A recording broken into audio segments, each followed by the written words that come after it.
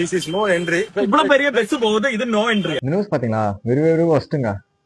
இதுமாதிரி நான் ஆல்ரெடி ஒரு வீடியோ போட்டிருப்பாங்க. யார் தப்பா பேசுனாங்க, யார் கரெக்டா பேசுனாங்க தெரியல. ஆனா இப்ப நியூஸ் பார்க்க சொன்னாங்க தெரியல. எது தப்பு எது கரெக்ட் உங்களே தெரிஞ்சிருக்கும்னு நினைக்கிறேன். போலீஸ் ஆஃபீஸர் பாத்தீங்கன்னா டிரைவர் மேல ட்ரங்க் அண்ட் டிரைவ் பண்ணதுக்காக அவர் வேகமா வந்ததுக்காக சொல்லிட்டு அவர் வெஹிக்கல் மேல 10,000 ரூபாய் ஃபைன் போட்டுருக்காங்க. ஆனா அது மட்டும் இல்லாம ஒரு மாதிரி கிரிமினல் கேஸ் ரிஜிஸ்டர் பண்ணிருக்காங்க. செக்ஷன் 132, 296D அண்ட் 351 போன்ற சட்டத்துக்கு கீழே ஒரு மாதிரி கேஸ் ரிஜிஸ்டர் பண்ணிருக்காங்க. ட்ரங்க் அண்ட் டிரைவ் பண்ண சொல்றீங்க, ஓகே. அப்போ அந்த வீடியோல நீங்க நோ என்ட்ரி மட்டும் சொல்றீங்க. அப்போ அந்த வீடியோல ட்ரங்க் அண்ட் டிரைவ் பண்ணாரு, வேகமா வந்தா சொல்லிட்டு எந்த ஒரு ப்ரூஃபும் இல்லையே. சரி ட்ரங்க் அண்ட் டிரைவ் பண்ணாரு, அப்ப நீங்க பீத்தாங்க வச்சு டெஸ்ட் பண்ணல. இதெல்லாம் விட்டுட்டு அவர் ட்ரங்க் அண்ட் டிரைவ் பண்ணாரு இது மாதிரி ஏதாவது கேஸ் பொய்யான வழக்கு போட்டீங்கன்னா அப்புறம் யாருங்க சும்மா இருப்பா சொல்லுங்க. நோ என்ட்ரில வந்தாரு, சரி ஒரு போலீஸ் ஆஃபீஸர் என்ன பண்ணணும்? நோ என்ட்ரில வந்தாரு, செலான் போடணும், ஸ்பாட் ஃபைன் கட்டுப்பா சொல்லணும், இல்லையா செலான் போட்டு அனுப்பிச்சு விடணும்.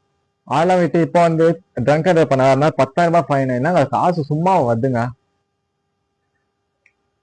என்ன சொல்றதுன்னே தெரியலங்க உங்களெல்லாம். அப்படியே இல்லையா, சரி நீங்க செலான் போடல, ஓகே. அதுக்கு நீங்க எல்லாம் போலீஸும் கூப்பிட்டுருக்காங்கன்னு தெரியலங்க. அப்ப இது எல்லாம் ஒரு உள்கூத்து இருக்குதாங்க. அவர் வந்த போலீஸ் ஆஃபீஸர் பாருங்க, அவர் நோ என்ட்ரில தான் வராரு, அதுவும் ஹெல்மெட் போடல. அப்ப அவர் வண்டி மேல செலான் போடுங்க, அவர் மேல கேஸ் ரிஜிஸ்டர் பண்ணுங்க. அப்போ இந்த கார் வந்து ஏதோ பாயிண்ட் அவுட் பண்றீங்க எனக்கு தெரியுது. அண்ட் எப்படிதான் டிரைவர் பாத்தீங்கன்னா ஹியூமன் ரைட்ஸ் கமிஷன்ல போயிட்டு ஒரு மாதிரி கம்ப்ளைண்ட் ரைஸ் பண்ணாங்க. அது மட்டும் இல்லாம மெட்ராஸ் ஹை கோர்ட்ல போயிட்டு கேஸ் ரிஜிஸ்டர் பண்ணாங்க. கண்டிப்பா சட்டம் மேல ஆக்ஷன் எடுப்பாங்க. கீழே மேல போவான். நாளைக்கா நல்லா படிச்ச ஒரு கவர்மெண்ட் எக்ஸாம் எழுதி பெரிய ஆபீசர் ஆயிட்டாருன்னா அப்ப நீங்க என்ன பண்ணுங்க? சோ எந்த மாதிரி இடத்துல எல்லாம் பவர் யூஸ் பண்ணுவோம் அந்த மாதிரி இடத்துல யூஸ் பண்ணுங்க. இந்த மாதிரி சின்ன இடத்துல எல்லாம் யூஸ் பண்ணாதீங்க. அண்ட் இந்த மாதிரி வீடியோ பத்தி நீங்க என்ன உங்க ஒப்பீனியன் மறக்காம கமெண்ட் பண்ணுங்க. வீடியோ நடத்து ஷேர் பண்ணுங்க, ஒரு அவேர்னஸ் கிரியேட் பண்ணுங்க. அண்ட் நெக்ஸ்ட் டைம் இந்த மாதிரி தப்பா யாரும் பண்ணாதீங்க. முக்கியமா பவரை எந்த இடத்துல யூஸ் பண்ணுமோ அந்த மாதிரி இடத்துல வந்து யூஸ் பண்ணுங்க.